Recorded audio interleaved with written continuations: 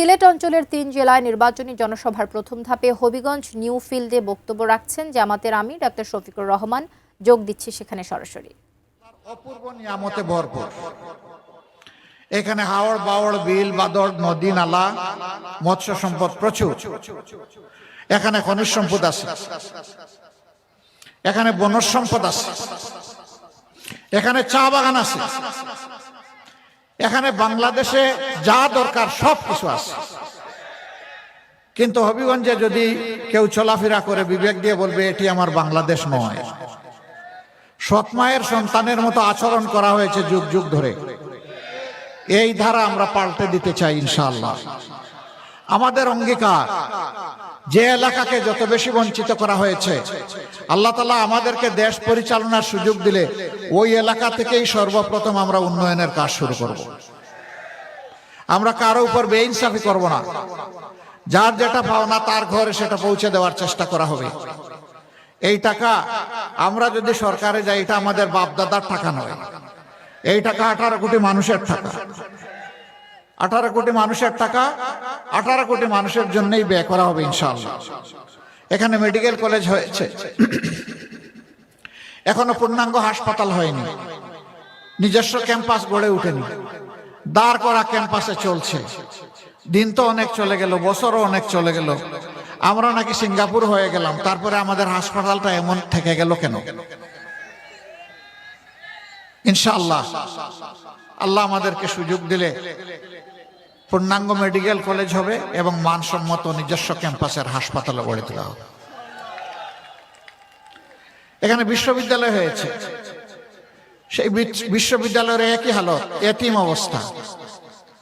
আমরা সেই এতিম অবস্থার অবসান ঘটাবো ইনশাআল্লাহ। এবং বিশ্ববিদ্যালয়গুলো শুধু কাগজের সার্টিফিকেট তৈরির কারখানা হবে না, দক্ষ জনবল তৈরির কারখানা হবে, যারা দেশ গড়ার কারিগর হবে ইনশাআল্লাহ।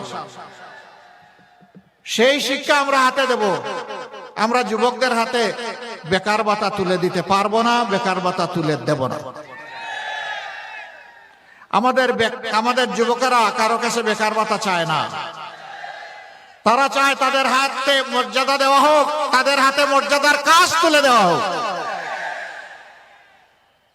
আমরা আমাদের জনবলকে নিয়ে আমাদের যে পরিকল্পনা, ইনশাআল্লাহ আমরা গ্রামকেও শিল্প বানাবো ইনশাআল্লাহ।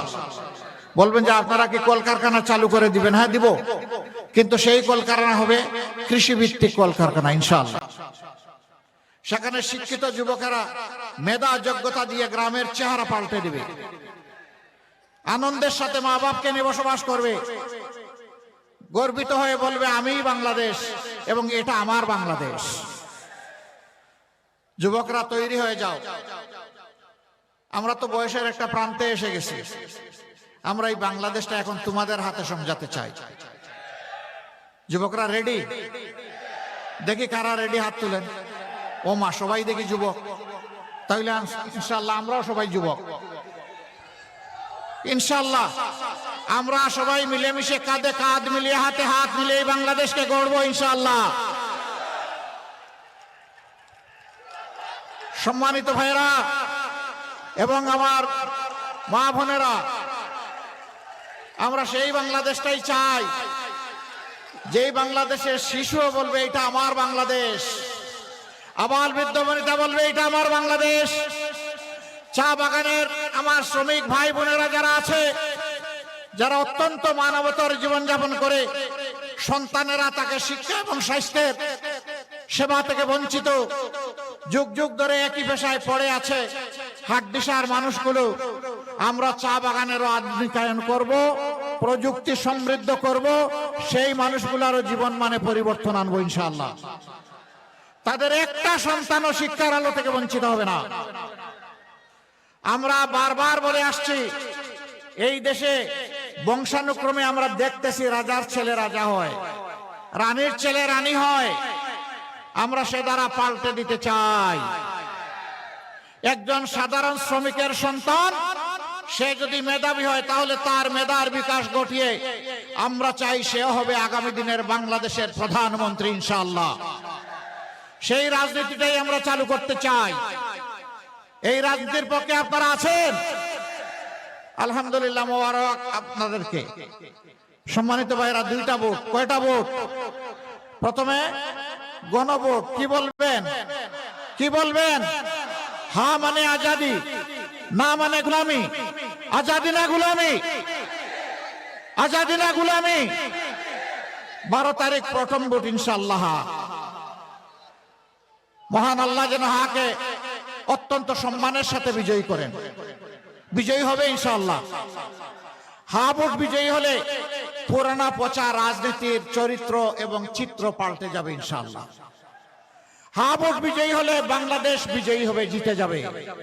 হা ভোট পরাজিত হলে বাংলাদেশ পরাজিত হয়ে যাবে। আল্লাহ তাআলা বাংলাদেশকেই যেন বিজয়ী করেন। এরপরে বাংলাদেশ বিজয়ী হলে এই বাংলাদেশ চালাবে কে?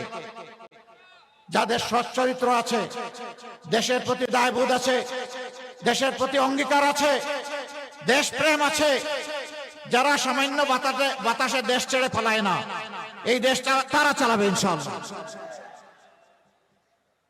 সম্মানিত ভাইরা, আমরা আপনাদেরকে কথা দিচ্ছি, আমরা সব ধরনের বিভক্তিকে ঘৃণা করি আর বাংলাদেশকে আর বিভক্ত করতে দেব না। 4টা ধর্মের মানুষ এখানে যুগ যুগ ধরে আমরা বসবাস করে আসছি। মুসলমান, হিন্দু, বৌদ্ধ, খ্রিস্টান। এটি একটি ফুলের বাগানের মতো। বিভিন্ন জাতের গাছ দিয়ে বাগানকে আল্লাহ তাআলা সাজিয়ে দিয়েছেন। ধর্মের ভিত্তিতে কারো উপর বাড়াবাড়ি ইসলাম পছন্দ করে না। এটা হারাম। কোনো বাড়াবাড়ি করার সুযোগ নেই। কোন ধার্মিক মানুষ কোনদিন অপর ধর্মের মানুষের কোনো ক্ষতি করতে পারে না। তার সাক্ষী বাংলাদেশের জনগণ। আমাদের বিরুদ্ধে, আলিম উলামার বিরুদ্ধে অনেক অভিযোগ আনা হয়েছে, কিন্তু একটি অভিযোগ কেউ প্রমাণ করার সাহস দেখাতে পারেনি। বরঞ্চ যারা অভিযোগ এনেছে তারাই ছিল লুটেরা, তারাই ওদের ক্ষতি সাধন করেছে। আমরা এই ধারা বন্ধ করে দেব ইনশাআল্লাহ।